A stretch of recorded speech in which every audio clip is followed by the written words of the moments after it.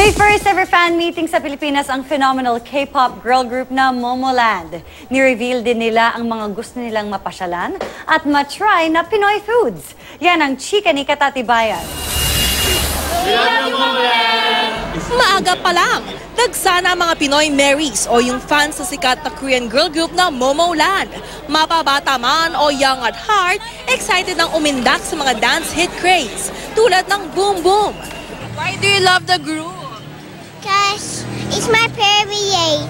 Yung mga songs po nila is magaganda po yung beat, tas may ang ganda po ng concept.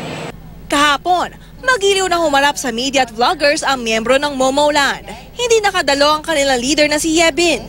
Dito sinabi na all-girl group kung gaano sila ka-excited na mag-perform sa harap ng kanilang Pinoy Marys.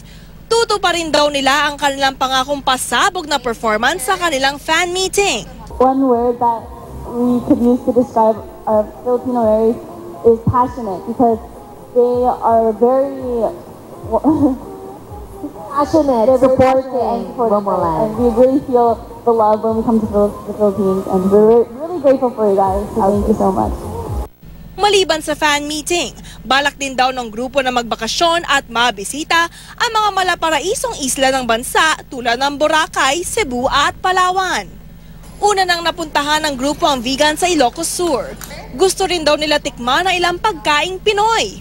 Actually, there's something I want to try that we haven't tried yet, and it's called Halo Halo. Halo Halo. It's like the Filipino version of papizu, right? Yeah. And I heard it's really good. Bibingka. Bibingka? Ito man ang kauna-unahang fan meeting. Hindi ito ang unang beses na nakabisita ang Momoland sa bansa.